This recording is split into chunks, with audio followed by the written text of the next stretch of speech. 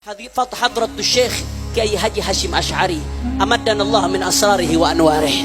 Mudah-mudahan kita mendapatkan keberkahan Mbah Kiai Haji Hasyim Asy'ari. Beliau bukan hanya alim, wallah. Beliau bukan hanya alim, tapi ghayur. Bagaimana punya kecemburuan yang begitu besar terhadap agama, saudara. Ghayur. Saya kasih bukti, saya kasih contoh.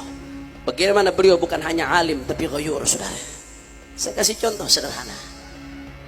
Silahkan lihat bagaimana tulisan-tulisan beliau.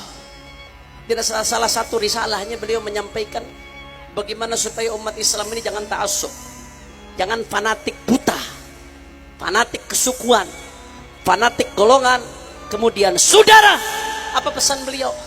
Bijtahidu fir raddi ala man ta'ana al-Qur'an, ta'ana fi kitabillah, kama qala. Bersungguh-sungguhlah kalian, kata Kiai Hasyim Asy'ari, jangan fanatik, tapi bersungguh-sungguhlah kalian di dalam membantah mereka yang menyerang Al-Quran, mereka yang menodai Al-Quran. Bersungguh-sungguh kalian di dalam membela Al-Quran. Saudara, pernyataan ini lahir bukan dari hanya saja pena seorang alim, tapi dari seorang ghayur, saudara. Alim yang punya kecemburuan terhadap agama, yang meletakkan kepentingan agama di atas segala-galanya, di atas kepentingan golongan, kelompok dan lain sebagainya, saudara. Betul? Nah, hanya di situ saya kasih contoh lagi. Kiai Hasyim Asy'ari, silakan Anda lihat muallafat karangan beliau di dalam kumpulan Ar-Risyadus Sari fi Majmu' Muallafat Syekh Hasyim Asy'ari. Bagaimana beliau tulis sebuah kitab yang judulnya At-Tanbihat Al-Wajibat liman yasna'ul maulid bil munkarat. Maulid itu bagus, maulid itu berkah, maulid itu tempat turunnya rahmat. Tapi saudara, beliau peringati jangan sekali-kali mencampur adukan maulid dengan kemunkaran, saudara. Bukan hanya ngajak maulid, tapi memperingati, saudara. Di antara yang beliau bahas apa? Jangan sampai di tengah-tengah maulid kita yang penuh rahmat Allah malah melakukan ikhtilat bainar rijal wan nisa. Itu diingatkan oleh Kiai Hasyim Asy'ari, saudara. Karena itu menodai maulid. Jangan sampai melakukan hal-hal yang merusak daripada kesucian maulid Nabi. Kayak sekarang kita lihat, mohon maaf, berapa banyak orang yang bikin maulid tapi ngundang konser dangdut, saudara. Bikin maulid, bikin khitan tapi ngundangnya dangdut. Khitan dapat pahala 1, ngundang dangdut dosanya 1000, saudara. Betul. Betul. Ngadakan zuatan nikah pahala.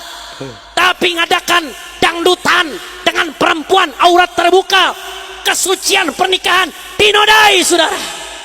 Ini ibarat mencampur adukan air wudu dengan air kencing, saudara. Kacau atau tidak? Kacau atau tidak? Kiai Hasyim Asy'ari nulis itu At-Tanbihat Al-Wajibat liman yasta'ul maulid bil munkarat.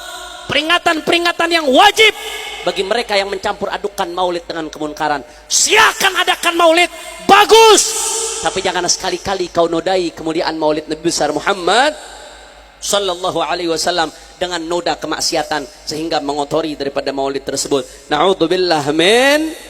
Saudara, apa yang dia sampaikan oleh Kiai Hasyim Asy'ari ini, tulisan beliau ini tidak lain dan tidak bukan, lahir bukan hanya dari ilmunya, saudara, tapi dari ghairah, dari kecemburuan beliau terhadap agama, kecemburuan beliau terhadap Rasulullah. Beliau nggak mau satu momen yang diperingati untuk Rasulullah harus menyakiti daripada hatinya Rasulullah dengan melanggar syariatnya Rasulullah. Ghairah. Mbah Hasyim Asy'ari bukan hanya alim, tapi punya ghairah, saudara. Nggak sampai di situ, puncaknya ghairah Kiai Hasyim Asy'ari, saudara. Ketika Belanda dan Inggris ingin kembali ke Indonesia, kembali menjajah setelah Indonesia menyatakan kemerdekaannya. Belanda, Inggris ini pengalaman perang dunia. Peranjataannya lebih lengkap, peralatannya lebih lengkap. Mendengar Indonesia merdeka, Belanda nggak terima, pengen balik lagi, saudara. Akhirnya apa yang terjadi? Kiai Haji Hasyim Asy'ari pada saat itu mengeluarkan resolusi jihad bersama para alim ulama. Apa isinya resolusi jihad? Di dalamnya, saudara, beliau menyatakan yang intinya meninggal di dalam membela agama karena Allah Subhanahu wa taala adalah termasuk kategori syahid, karena berjuang mempertahankan kemerdekaan Indonesia karena Allah Subhanahu wa taala termasuk jihad fisabilillah. Saudara, gara-gara ada fatwa Kiai Hasyim Asy'ari bersama para alim ulama ini, saudara. Apa yang terjadi ibadallah? Pada saat itu langsung rame-rame santri-santri, kiai-kiai, ulama-ulama, ustadz-ustadz turun rame-rame ke Surabaya, saudara. Begitu Inggris datang, Belanda datang, perang terjadi, pecah luar biasa, umat Islam bangkit, Inggris dan Belanda kalah, kabur, Indonesia berhasil dipertahankan kemerdekaannya, saudara. Allahu Akbar, Allahu Akbar, Allahu Akbar. Saudara, wallahi kalau orang nggak punya ghirah nggak bakal mengeluarkan fatwa seperti ini, saudara. Kenapa demikian?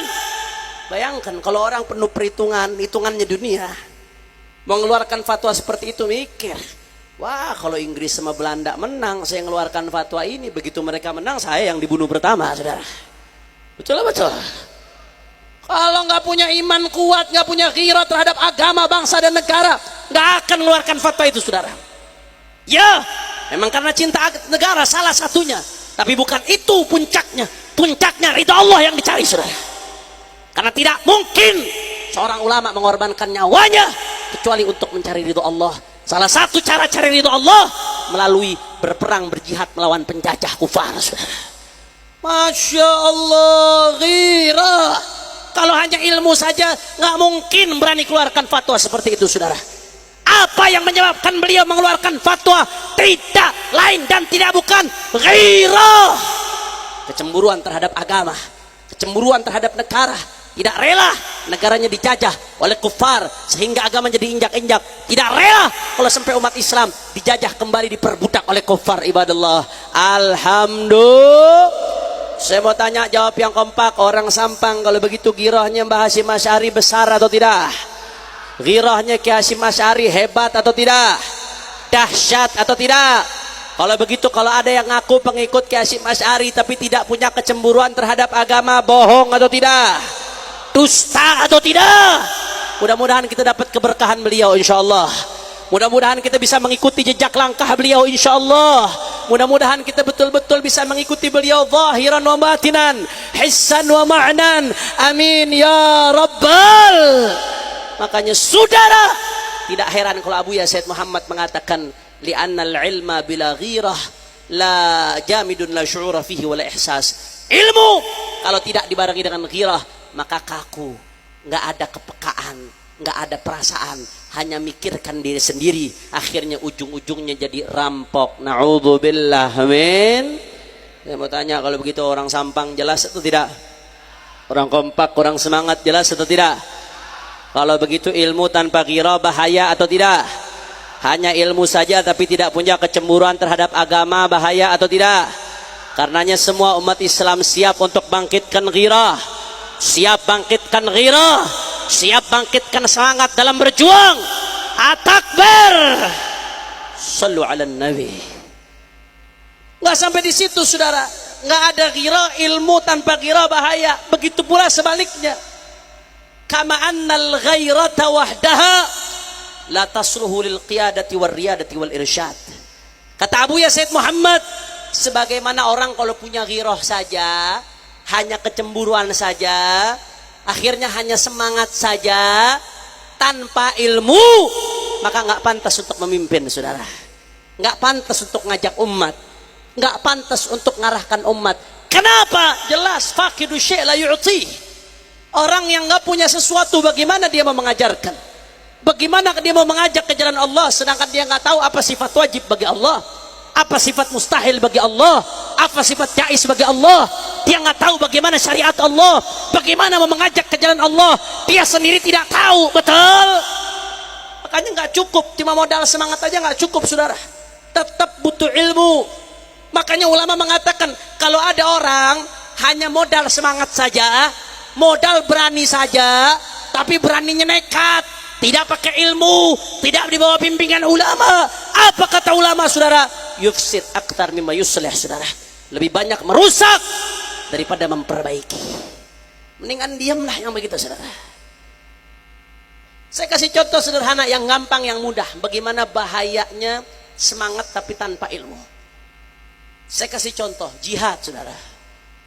Saya mau tanya, jawab yang kompak. Siapa yang mewajibkan kita jihad? Kok takut-takut jawabnya? Siapa yang wajibkan kita jihad?